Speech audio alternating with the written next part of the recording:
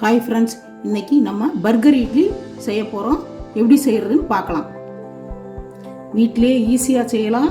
இந்த இட்லி திங்காத பிள்ளைங்களுக்கு ஒரு வரப்பிரசாதம் மாதிரி பாருங்கள், செய்யலாம் பார்க்கலாம். இட்லியை ரெண்டாக கட் பண்ணி இப்படி வச்சுக்கலாம்.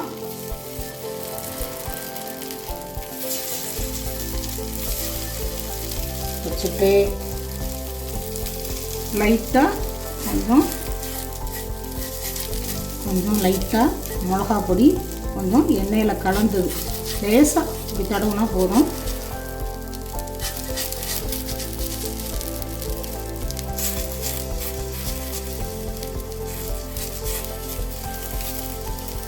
இதில் நம்ம ரொம்ப காரமெல்லாம் சேர்க்க போகிறதில்ல. குழந்தைங்களுக்கு ஈஸியானது, பிடிச்சமானது. பர்கர் அப்படின்னா சத்தம் விடாமல் சாப்பிட்ருவாங்க. அதனால் ஈஸியாக செஞ்சுக்கலாம். பாருங்க, நம்ம தடவிட்டோம். இப்போ இந்த பக்கமும் போடணும்ல, அப்போ திருப்பி விட்டுக்கலாம். கொஞ்சம் இப்போதைக்கு எண்ணெய் ஊற்ற வேணாம். கொஞ்சம் நல்லா நம்ம ரெடி ஆகிட்டு அப்புறமேட்டு கொஞ்சம் எண்ணெயெல்லாம் ஊற்றிக்கலாம். அப்போ தான் நல்லாயிருக்கும்.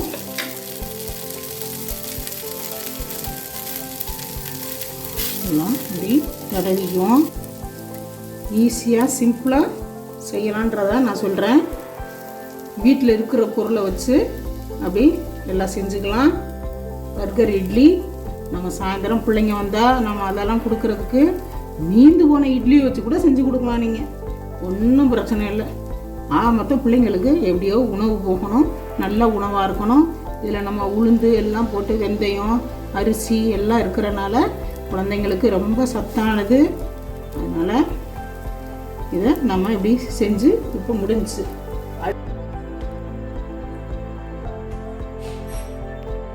இப்போ நம்ம கீழே இருக்க 2 பீஸ் எடுத்துக்குவோம்.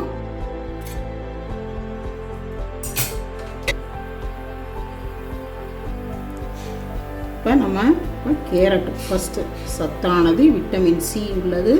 நம்ம இப்போ கேரட் வைக்கிறோம், குழந்தைங்களுக்கு பிடிச்சது. அப்புறம் ஒரு ஆனியன் வைக்கிறோம். அப்புறம் நம்ம ஆல்ரெடி எண்ணெயிலே உருளைக்கிழங்க நல்லா ஃப்ரை பண்ணி வச்சுருக்குறோம். இப்படி நல்லா வச்சுக்கலாம்.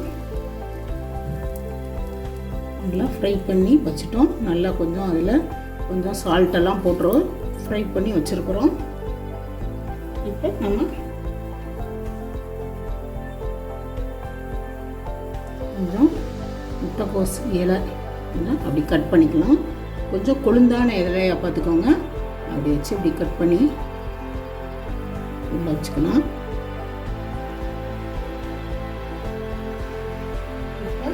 நம்ம கொஞ்சம் பீஸா பர்கரோட சாஸ் கொஞ்சம் எல்லா பக்கமும் கொஞ்சம் படுற மாதிரி அப்படி தடவி வச்சுக்குவோம். ஏன்னா வெங்காயம் இதுக்கெல்லாம் கொஞ்சம் உருளைக்கிழங்குலாம் சாப்பிட்றலாம். இது முட்டைக்கோஸ் கொஞ்சம் சாப்பிட முடியாது. கொஞ்சம் இதை இப்படி அழகாக சாஸை தடவிக்கலாம்.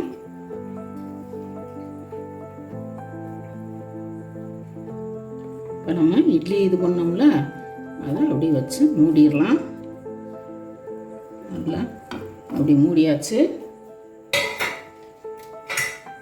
ஒரு ஸ்டிக்கு வச்சு அப்படி குத்திட்டோம்னா கடைசி வரைக்கும் உள்ளே போயிடும். இப்போ நம்ம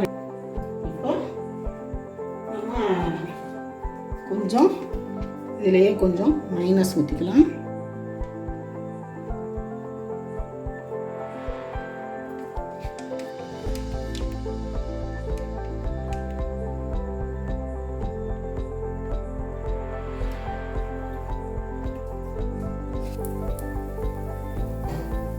இப்போ நம்ம அப்படியே இந்த மைனஸ் இருக்கணும். ஆல்ரெடி நம்ம ஸ்லோ ஃப்ளேமில் தான் போய்கிட்டு இருக்குது.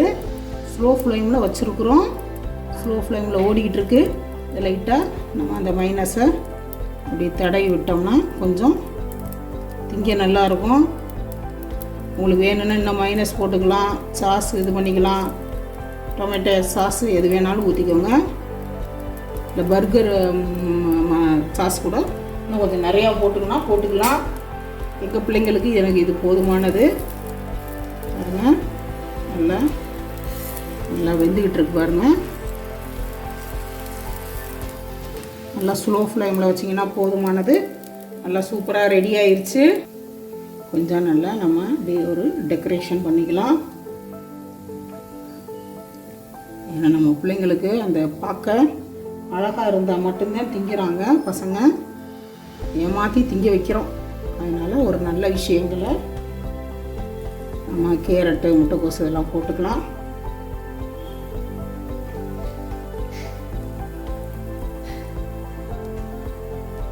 நல்லா இட்லி பாருங்கள் இன்னும் வெந்துக்கிட்டு இருக்குது. ஸ்லோ ஃப்ளேமில் தான் வைக்கணும், ஹை ஃப்ளேம்லலாம் வச்சிடக்கூடாது. அவ்வளோதான். ஒரு மொத்தத்துக்கு ஒரு 5 நிமிஷம் 6 நிமிஷம் இருந்தாலே நல்லா ரெடி ஆயிரும். இட்லி பர்கர் சூப்பராக ரெடி ஆயிடுச்சு. பர்கர் இட்லி நல்லா ரெடி ஆயிடுச்சு. சூப்பராக இருக்குது. செஞ்சு பாருங்கள். மதுரை குக்கிங் சேனலை சப்ஸ்கிரைப் பண்ணுங்கள்.